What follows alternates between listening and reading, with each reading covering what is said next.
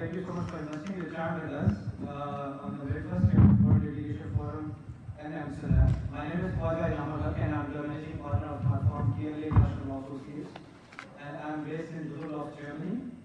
I will be the moderator and one of the panelists of this session. So today we have an amazing and exceptionally competent panel on cybersecurity, privacy and data protection in the digital age. This particular session is about a very important component of today's digital era, and all of the panelists will try to showcase and highlight the importance and latest trends of this industry, which we will need to keep an eye on it, and which eventually will help our businesses in the legal industry. So before I dive into the panel introduction, I want to ask a few questions from our esteemed audience. How many of us here like the digital age? Like we don't have any other option there. And how many of you work for the companies that provide products or services to support this industry? And the last question is that how many of you have experienced cybersecurity and data protection issues in your daily practices? Well enough, thank you, that's awesome. So today our goal is that whatever your role in the industry is, that you will come away with something new idea, a fresh perspective, a new strategy that you can apply to be more successful in the digital era. So the format, to give you an idea of what to expect, I will take the liberty to introduce our panelists, and after that we will start our presentation and future presentation, and then at the end of the presentation we will open the floor to give you an opportunity to ask specific questions that you have been thinking about to help you to navigate and upcoming opportunities and challenges to be more successful in the digital area, and especially particularly in cybersecurity section. So let's get started with a panel introduction. So first of all, we have Eugene. Eugene is an internationally recognized lawyer who specializes in commercial IP, data protection, and technology law. Having worked across the corporate, legal, and technology sectors for more than 7 years, she established a high-caliber network and extensive experience. Eugene has worked globally across the United Kingdom, Europe, America, Asia, and emerging market, and is currently a legal counsel at Amsterdam in London. Throughout her career, Eugene has developed an astute understanding of cybersecurity, privacy, data protection, and intellectual property in the midst of rapidly changing and fast-moving digital world. The second one, the panelist we have is Chuck Obi. Chuck Obi is a corporate counsel and compliance specialist. Chuck is a Nigerian lawyer and compliance specialist who focuses on data privacy, regulatory compliance, and startup-related advisory, including regulatory compliance and product management. Having worked across the corporate, legal, and technology sectors for more than 4 years, Chuck has obtained great professional experience and deep network within and without the tech industry. He is currently a business compliance specialist in antitrust in the Netherlands.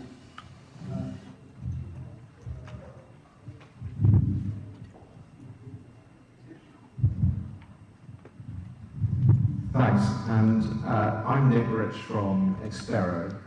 I'm not a lawyer, but here to talk about the technological side of data privacy and cybersecurity. I've got about a dozen years of advisory in those areas, doing things such as helping lawyers and their clients support large litigations, investigations, particularly using machine learning and artificial intelligence to drive faster, better results. And then latterly, a lot of work building data subject access request response workflows for my clients. Lovely to be here. Thank you very much. Thank you, Nick. And then with me, I'm a dual licensed lawyer from Pakistan and Germany, and it combines common law jurisdiction and civil law jurisdiction. And after having worked in the public and private sector for more than 10 years, which includes multinational companies in Pakistan and Europe, particularly in Germany, I joined KLA. KLA National Law Associates, the premium Pakistan's law firms having offices across border in America, in UK, and in Germany, and in Luxembourg. And we have, I'm specialized in international arbitration, foreign trade and investment, IT and telecommunication law, and privacy and cybersecurity law. So now we are going to start with the presentation regarding which I'm going to talk about cybersecurity considerations for lawyers in relation to privacy, confidentiality, and client privilege in the digital era. As you all know that cybersecurity is a growing concern across all industries. The more digitalized businesses and transactions becomes the risk increases. So while it's true that the COVID-19 pandemic has made a quick shift for us to transform our industry, legal industry, into the digital era, but in reality, this is something which is in years of making. As you can see in this first graph, the increase of cybersecurity by region is exponential, and it's only estimated to keep growing. Of course, the number of cyber attacks by region heavily depend upon the different circumstances, such as cybersecurity standards, practices, liberty to access the web, and business services that are registered or located in the operating region.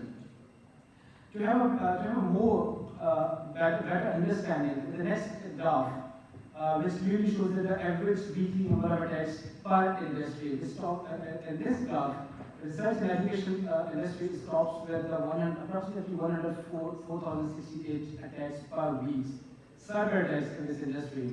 And if we see into the legal industry, it happened to be 603 attacks in 2021 per week in the legal industry, which is keep growing, and in 2022 it has been increased by 47%. The reason why these attacks, most important thing is that it's interesting if you consider the fact that the legal industry usually tend to be slow adopting in a new technology. And the reason why legal industry is so prone to cyber attacks is because of the type of their data that is collected and processed. Confidential data from companies or parties in a dispute, sometimes transactional companies that manage very high transactions, and hackers and fraudsters are aware of that. And also, which is very important, that lack of awareness of cybersecurity in the industry. And this makes it a very easy target for malware, ransomware, and threats against availability or integrity of data. So there are a few examples, like in 2022, that the legal industry has been targeted by hackers and fraudsters, and they have to face some hefty amount of ransomware and malware attacks by the hackers. And in 2022, legal industry increased, cyber attacks increased by 47%. So, the organization which is based in Europe, who is taking care of and looking after for the cyber attacks within Europe, that is European Agency for Cybersecurity, ENISA, that has identified and published prime threats, landscape of threats in 2022, and which affecting the various industries on a massive level. And these are the few landscape threats by ENISA. And let me just explain you what ENISA is doing. ENISA is dedicated to achieving a high common level of cybersecurity across Europe. The agency works with organizations and businesses to strengthen trust in the digital economy, boost the resilience of EU infrastructure, and ultimately keep EU citizens digitally safe. So, in this map, where we see the threats, like which says the cryptojacking threats against data, disinformation and misinformation, non-malicious threats, threats against availability, and malware, ransomware, email related. Let me tell you here an important thing, that the legal industry is facing the more threats in malware, ransomware, and email-related threats. But it does not mean that the legal industry is exempted by the other threats which have been published by ENISA. So, like this is in email-related threats, that is a perfect example of the social engineering. Like you might have heard about the phishing and spear phishing, and whaling terms. Like it's only need one phishing email, and then the data is stolen and then the data is gone. So this is So that in the next data protection region, how it started and what are the rules of data protections, and my colleague Eugene is going to explain to you a little bit more about it. So Eugene is over to you, please. So enter data protection, of course, due to several reasons. So instead of, we can talk all day, all year about data protection and all the laws that really encompass what data protection is globally. We're obviously just going to focus on the EU, and I might talk to the UK, which is obviously very similar post-Brexit to the EU. But I'm just going to talk generally about what there is at the moment, rather than going into, and then my colleagues will deep dive into cybersecurity and the laws and about privacy as well. So essentially, data protection origins really did begin, I mean, probably pre-70s, but I'd say from the 1970s, there was an increased use of computer and processing information about individuals. And the European Economic Community really did encourage the trans-border trade, and obviously for commercial reasons as well. And then we saw a large enterprises and also public administrations. They established extensive databanks to improve the collecting, processing and sharing of personal information, which is fantastic for innovation and the continuity of business. Sorry, let me just go to the next slide. And then the 2000s, of course. I mean, we've skipped a few years in between there, so I don't really want to go into too much depth about the years in between there, and there are obviously several other laws that have come into place, or came into place before the 2000s. But we'll fast forward to the 2000s. And then there was a massive rise in commercial use of the internet, of course, social media platforms and e-commerce platforms, which resulted in a huge need for data and data analytics, of course. And then there was more and more reported cases of the selling of user data for marketing and analytics purposes, which led to calls for more regulation to the use of data. And then, of course, the main encompassing area of what data protection is all about personal data.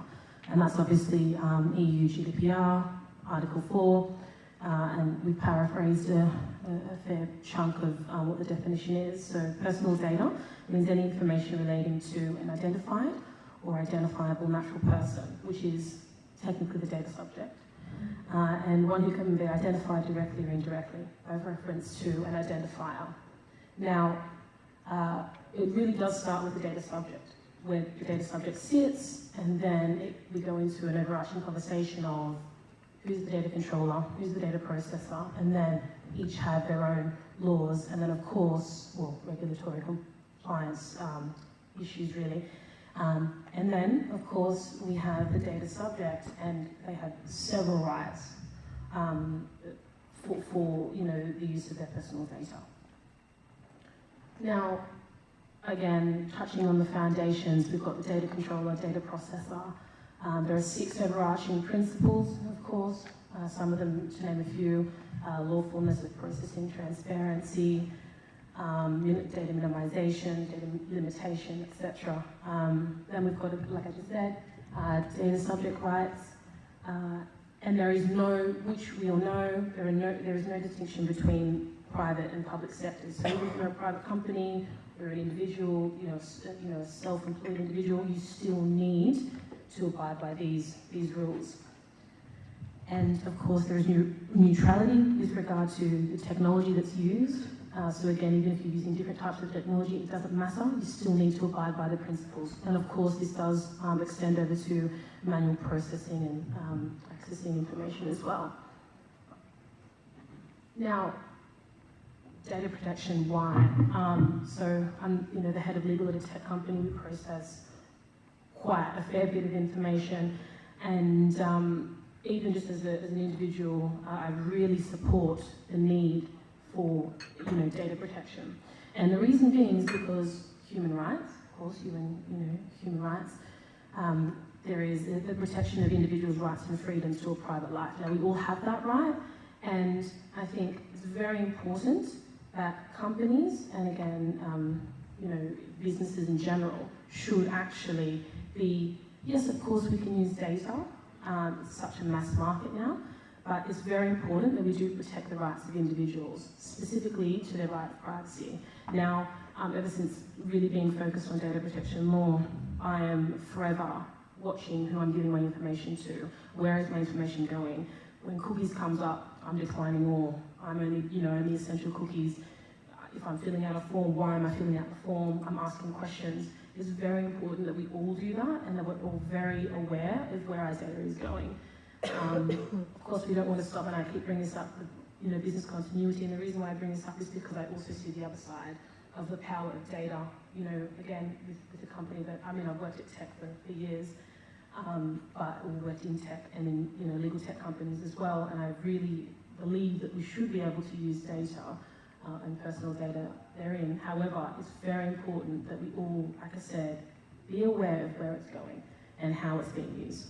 The other thing is, why we need the regulations, because we have to ensure that there is consistency transnationally, across borders. We are in a multinational, how should I say, we're a pro-multinational society, I should say. And it's very important that there are consistencies. So, for instance, again, I'll bring back to what I do in my day-to-day life, and that is we are contracting with companies that are, within the UK, the US, the EU, South Africa, Brazil, and obviously, of course, within the US, there's no federal law right now, so you have state laws, of course. And it's very important that we look at those laws specifically and how they intertwine with the UK and EU. For me, obviously, in particular, because that's where I'm really focused on. And I think it's very important to work with the other side as well to understand. Of course, they want to protect their data, so again, data minimization, but also lend to the fact that we are trying to run a business, and this is very important as well. The other thing is, which is what we were talking about before, the adherence with the laws, which is what I've just been saying. Very important to also understand that the EU obviously has the strictest laws in the world, and of course the UK as well, which will probably be a bit loosened upcoming with the legislature and things like that. Mm. So I'll go to the next slide. Yeah, of course. Just to enlarge from a technical point of view on Eugene's very good points on why. You may be out there thinking, it's just me, nobody's interested in me, and that could not be farther from the truth.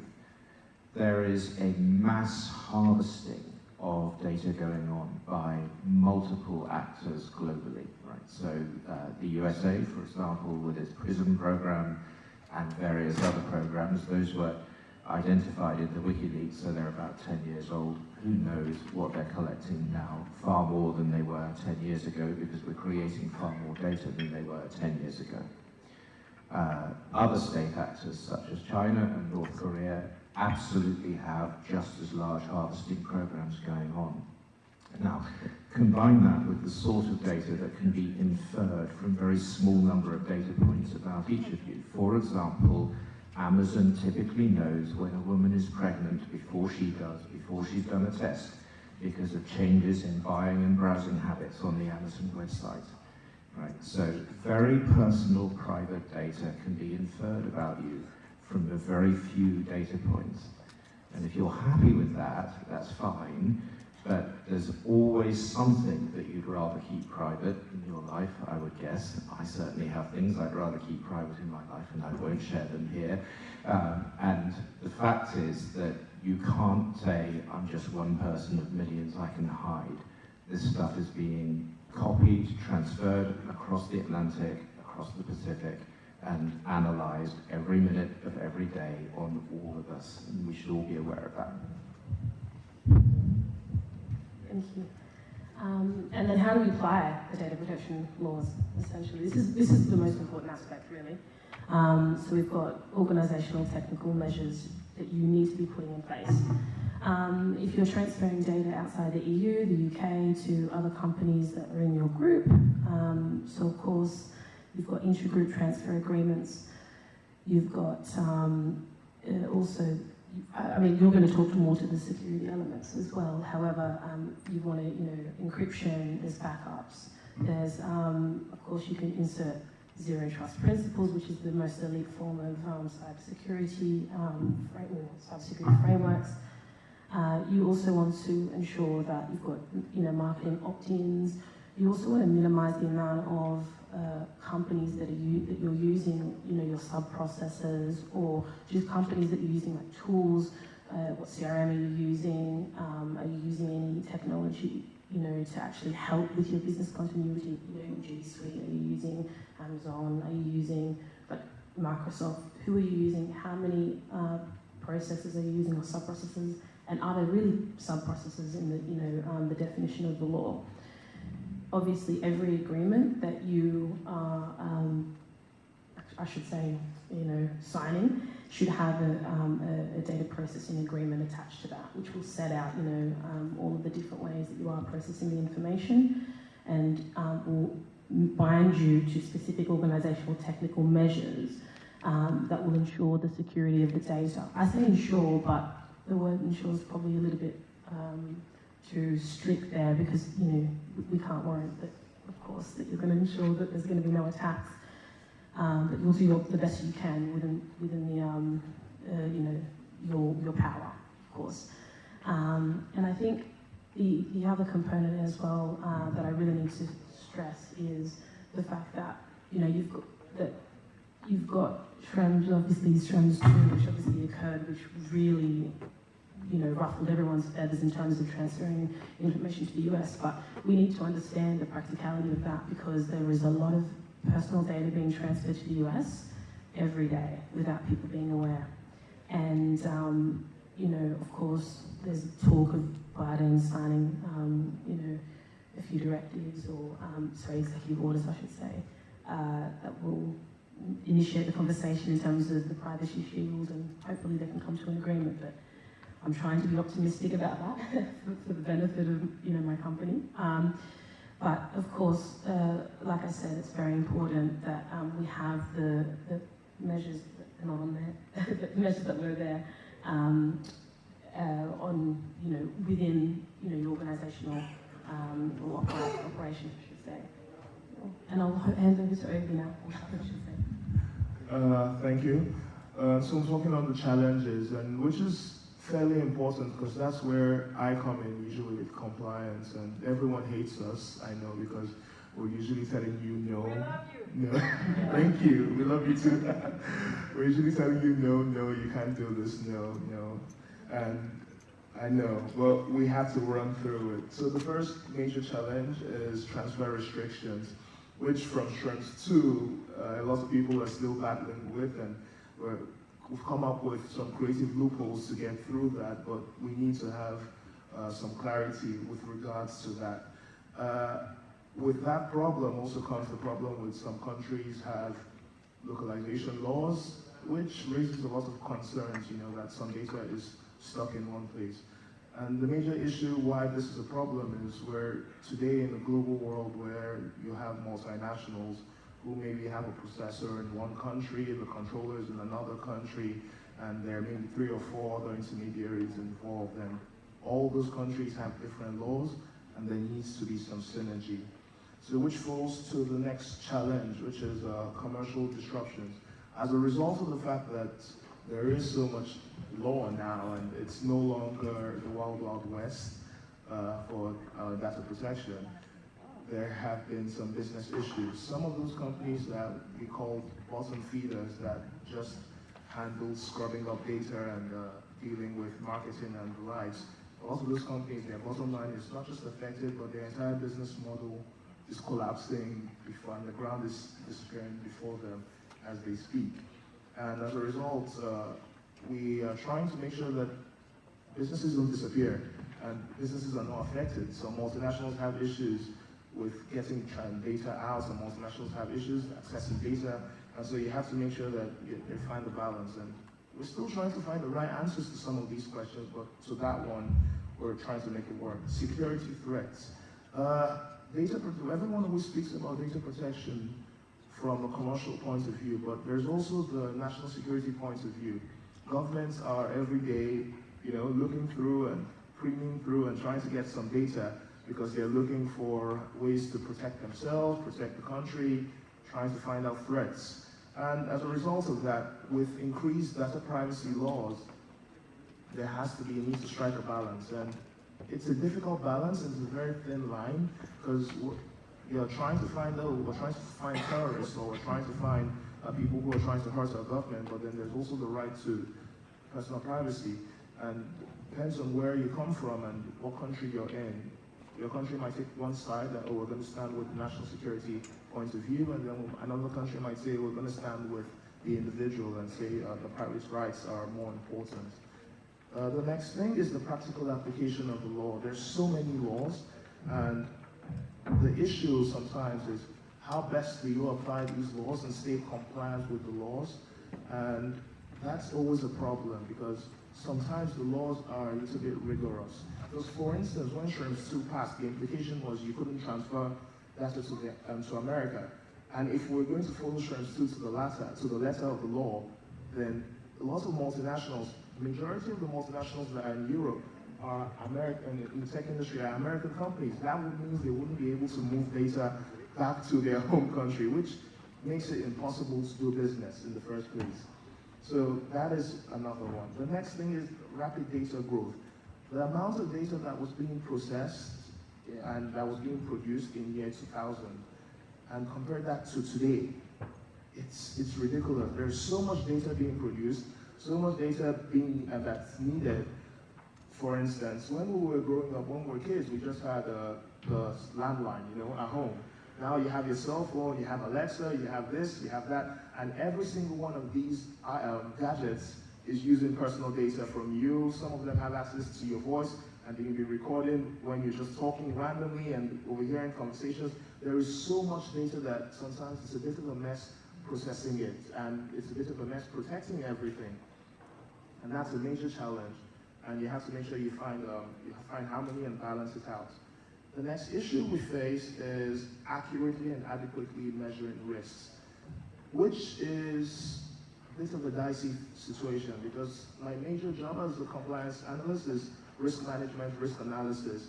And sometimes identifying the risk and estimating the risk, it's a bit of a problem, because it's two compliance analysts who come up with 3 different opinions on the risk.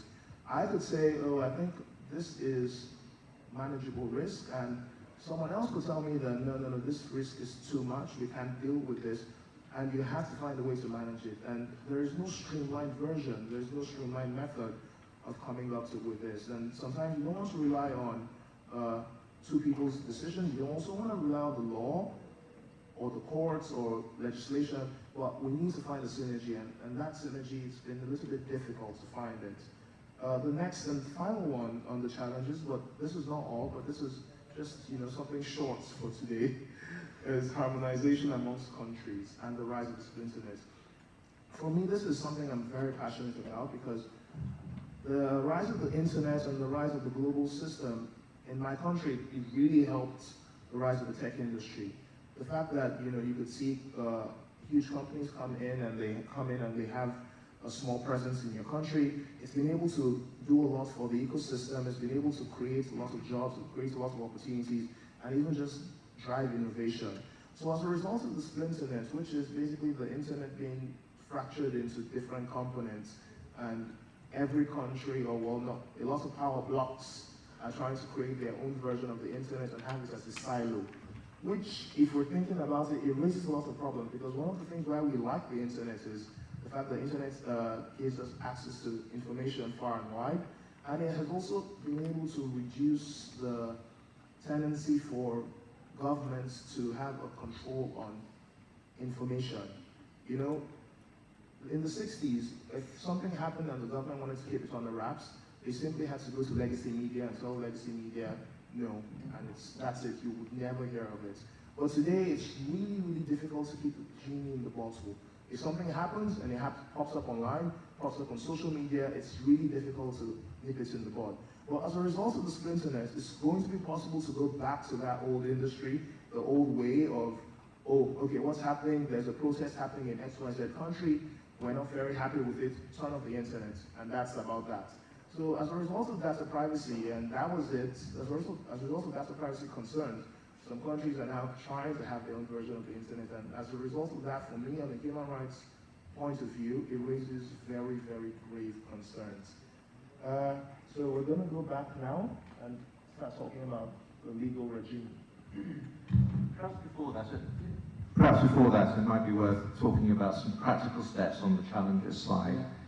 And I completely agree with you about the Splinternet, by the way, and I think one of the big issues, and this is why Schrems is doing what he's doing, is that actually the US and the EU don't have a very different opinion about what constitutes a good privacy regime. Where the opinion differs is that the US says our privacy regime, such as it is federally, only applies to US citizens, and everybody else's citizens are fair game for our surveillance. And so they surveil anybody and everybody that they want to. Now, the problem with that is that when we go on the internet, we feel like a global citizen, right? And where we need to get to, I think, is every country accepting that those rights to privacy apply to everybody, not just your own citizens. And the EU's done that, of course. I mean, the GDPR rights apply to everyone, right? But we need to get countries like the US and others to that same point where they're not simply protecting their own citizens, but they're granting those protections, those privacy protections to everybody, with the security exceptions that you mentioned. But on a practical level, if you're advising your clients, or whether in-house or from a law firm, about data protections and privacy, what can you do to sort of mitigate the risks? I think there's really three things. The first piece is to encourage your clients to understand what data they actually have. And corporate after corporate, there is nobody in that corporate who could tell you in toto what there is. So simply having a map of the data that is kept evergreen, because data is a moving target, it's growing. We've got this big data problem that the velocity and variety and volume of data is expanding pretty much exponentially, right? So you've got to make a data map, and then you've got to keep it going. And however you do that, you've got to know what you have in order to actually quantify those risks. And the second piece, and this is where you come in more, is to engage with a corporate and create very clear rules about what you're holding and why you're holding it. And obviously that's part of GDPR in terms of personal data processing, but it's something that's wider than that as well. Because most corporates keep data far longer than they need to. There are some statistics that show that most business documents are not opened more than 48 hours after their creation, ever. But the average lifespan of a business document in disk, in backups and archives is about 10 years. So you're keeping things for 9 years and 363 days longer than it was actually necessary to keep them. That's simply adding cost and risk to the corporate data estate, right? Now, of course, some of those documents need to be kept. Someone's pension details need to be kept till death plus 70 years or whatever it might be. So you do need your data retention rules. But what you need to do is sit down and create those rules and say, for these sorts of data, for these types of business records, this is why we're keeping it, and this is how long we're keeping it. And then you need a system for actually implementing those rules. And the third piece is really coming on from that, is saying over and over again to your clients, don't be a hoarder. Don't keep data just in case it might come in useful. Now, of course, you'll all know there was the decision by the European Court a few weeks ago where the French financial regulator had been keeping broker data in case it might come in useful in a future financial crime investigation. Which actually you might think, from a regulator's point of view, is pretty sensible, right? But the court said, no, no, no, you're under the GDPR just as much as anyone else, and levied a fine on that regulator for keeping data that it didn't have a current actual need for. So really important to explain to your clients that you shouldn't keep data just in case. And in any case, it's simply adding risk. If your client did something naughty 5 years ago, get rid of it. If you can, if you legally don't have to keep that data, the sooner you get rid of it, the less you're paying to store it, and the less chance there is of a future investigation finding you out, right? So it absolutely makes sense. And I'm speaking not as a lawyer in that case, but that's not, I'm not giving you legal advice. But in any case, there's just no point keeping the data that you don't have a current business use for and that you don't have a legal requirement to keep. And I guarantee you, not one of your clients in this room or your firms in this room is adhering to that policy today. And if you could advise them to do it, you'll be doing them an enormous favour. Thank you so much, Nick. That is the next goal, and for keeping it safe, serious considerations need to be taken care. And with the increase of cyber threats, countries across the world has taken an initiative to create and establish a common level ground for cyber security, as well as establish practices for notifying cyber attacks and breaches. And there are a number of legal and regulations, laws and regulations available in the world. And although privacy laws are directed towards the practices where, for the data controller and data processors, which they need to adhere while dealing with data. It provides the practices to the controller. But also, it also touches upon the specific data breaches and the integrity of data as well. So since the finality of cyber attacks has been obtained, the privacy laws directly or indirectly regulates matters with the cybersecurity. So the best example is the General Data Protection or Regulation, which is GDPR, which touches upon the several cybersecurity obligations, such as security of processing, which deals with the Article 32 GDPR, and it provides technical organizational measures for the companies to adhere while dealing with the data, while collecting the data, and while processing the data. If you will not follow those technical measures, then the companies, especially legal industries or any other industry, they have to face a hefty amount of fines. There is a very famous case in this article in this regard. So that is the British Airways case. You might have heard about it in 2018. The data for British Airways have been compromised, and the Data Protection Authority fined British Airways around 26 millions of euros, which was actually less than the 238 million euros which ICO or Data Protection Authorities originally said it intended to issue back in 2019. So what was happened in 2018? Around 500,000 users' data was hacked, and hackers got their payment information of the credit cards, travelers' names, addresses, and all the essential information which cannot be available for the general public. So that there, and ICO and Data Protection Authority said that this breach could have been avoided. How? If they could have used those technical organizational measures, which is available under GDPR Article 32. If British Airways would have adhered those measures, then this breach could have been avoided. And the next example is cybersecurity breaches, which regulates with Article 33 of GDPR.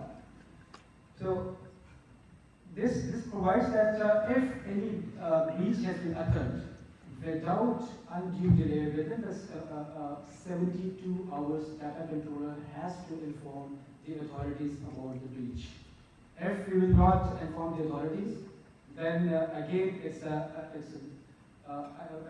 is a violation, or again this is a for these principles. So then again a fine would have been placed. And there is one important case on it, Booking.com, which has head office here in Netherlands, and there is also ICO and the Dutch Data Protection Authority fined around $500,000 to them for not notifying the breach which was occurred during the transaction and the data during the safety of data. And then there is another important element comes in GDPR practices, that is data minimization, which deals with Article 5.1 GDPR, and this principle says that companies are only allowed to have a specific data, and which is really necessary to have that. Like unusual data, they are not allowed to take it. Very important case on this. There is retailer, clothing retailer H&M. H&M has been fined with the second largest fine imposed at that time, around 35 million euros for having the for having the extra data of their employees, because they are not allowed, as per this GDPR regulations, companies are not allowed to have a personal information of their employees, and which particularly sensitive data about people's health and beliefs. So therefore, without taking care of these considerations, companies would have faced a lot of consequences, and especially in the fine. So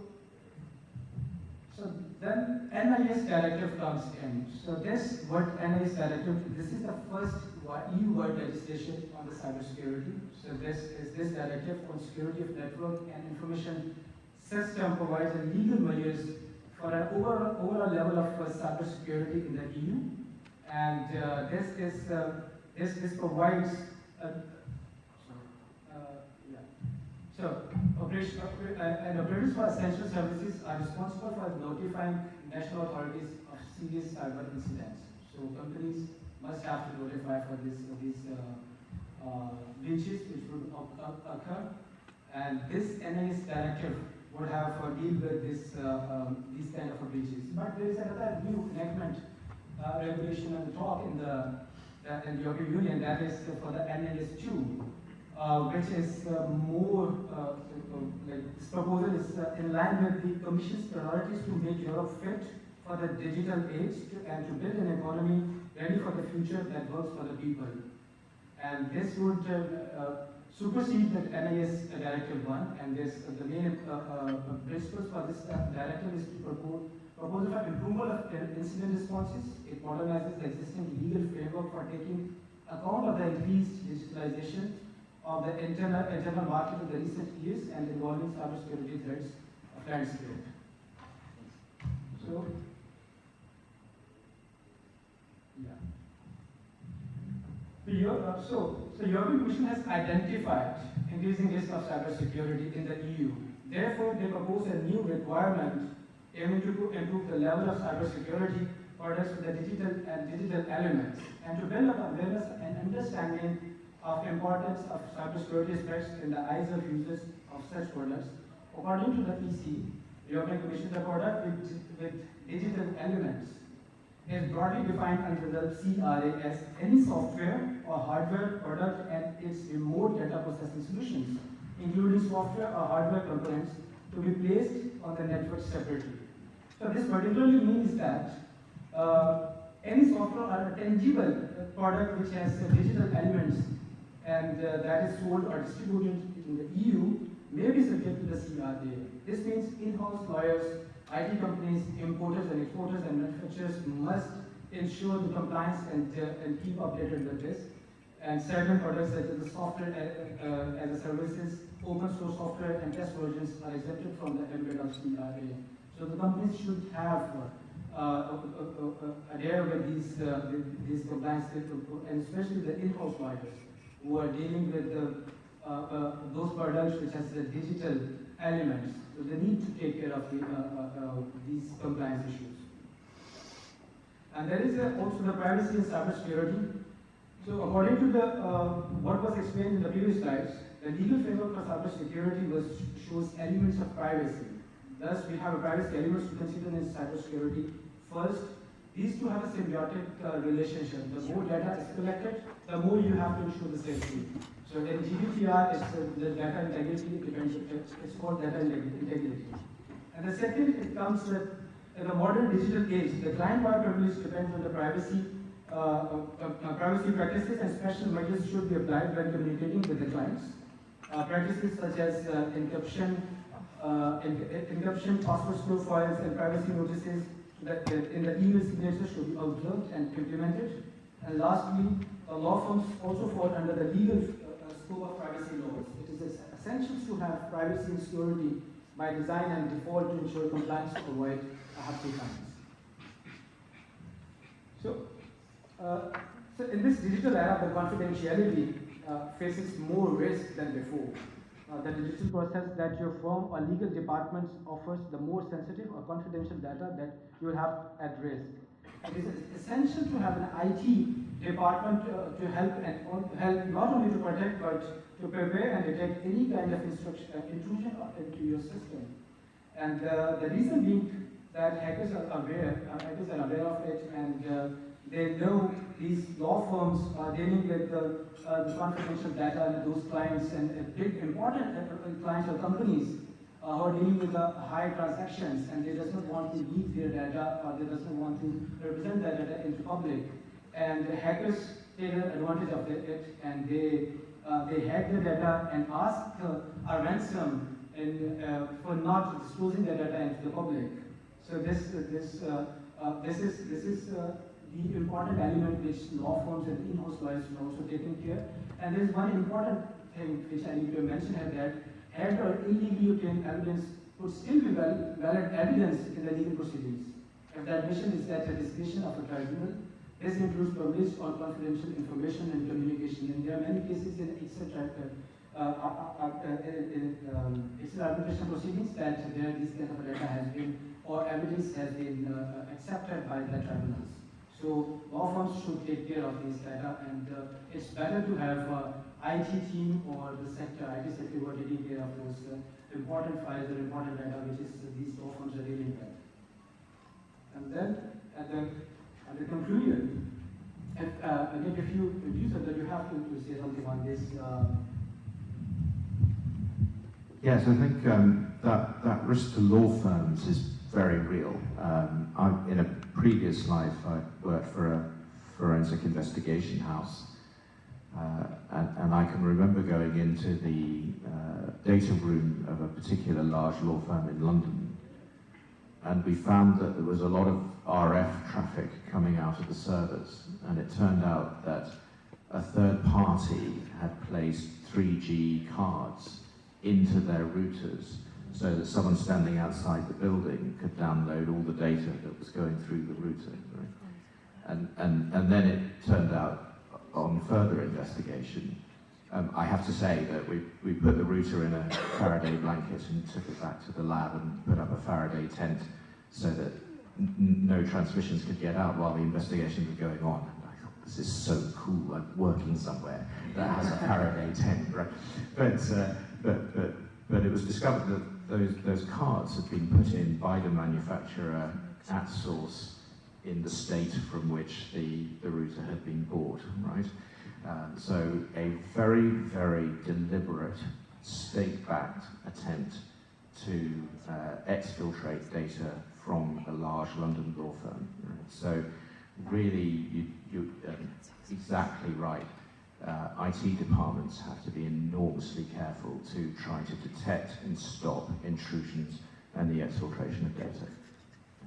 I think that talks to my other point in relation to the tools that you're using. It's so important to know what your company is using, what tools it's using. We have exponential amounts of tools that will help us for the sake of productivity, but we can be too productive, if that makes sense. I don't really, I think it's really important that before you even implement a tool, that you have a lawyer review the tool, you have someone like Chuck's who's in compliance to understand the risks for actually implementing the tool. And then it's not even just reviewing the contracts and the terms of the contracts, it's reviewing the data processing, agreements, and also has there been a transfer impact assessment or Have there been other mechanisms in place? Who have they worked with as well? You want to make sure that that company or that tool that you're actually about to start using is credible, and that their security infrastructure is top tier. So then, of course, it goes to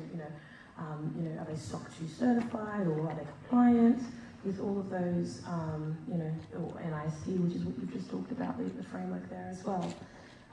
That's very, very important. And if you're like someone who doesn't work for a large company and maybe you don't have a lot of resources, get someone, spend the extra money to review, those companies that you wish to work for. It's really important. And you just said it before about, you said, I can't exactly remember what you said, but it's along the lines of, data mapping, exactly. You should be frequently doing that as well. If you don't have support or resources within your company, get external support. You need to make sure that there is a budget in place for those things, and that's more important than really many other things as well. You wanted to say something? Just to add to everything everyone has said, is for me, it's everybody you're working with. You should have the ABCs of compliance, is KYC basically. Know who you're working with. So every partner you're using, you should be able to determine what company this is, who owns the company, who's the UBO of the company, where does the company come from. You want to be able to determine if you're dealing with, it could be something as simple as just a competitor who is trying to do corporate espionage. It could be more nefarious, like an enemy state trying to do espionage. So you have to be careful. And another thing is, something that I've noticed is lawyers and risk professionals and compliance analysts, we tend to shy from the tech. And it's funny, because I was a tech lawyer once, and my biggest issue was, I know the law backing the tech. Well, the tech itself was always a problem, but you should always try to understand the tech. You should know the tech you're dealing with. That way you're able to give the best advice possible to your clients, or if you're in my case, you're able to analyze the tech properly to raise risks that it could pop up. But you should know the tech, you should understand how it works. You should understand everything that goes on with it. That way you're able to determine how best to use it. If not, you could be something as simple as your office printer is being used for corporate espionage, or it's hacked, and everything that you're printing or scanning is being sent to a third party, and you would not be able to tell. You would not be the wiser. So yes, you should be careful, and you should know your tech. Yeah, right. You said, and it's also essential to train all of the staff for the law firms and the companies to the best practice of cybersecurity, because it only takes one phishing email and the hackers have all the data of your clients.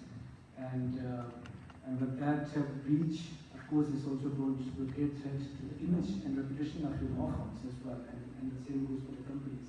So it's important to train all of the employees with regards to the privacy laws and cybersecurity. And that's it. Yeah, of course. And if we have any questions, so we are available to ask. Any questions from the audience with regards to this particular topic?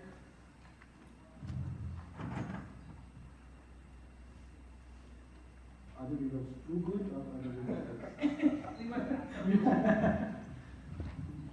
He was already warning people that they're hated, so I think everyone is just trying to protect himself, right? That's great. So then thank you so much. If you guys don't have any questions, that we will be available in the networking session. If you have any questions comes up or pops up in your mind, we are available to answer in detail. Thank you so much for your listening and for your time. Thank you.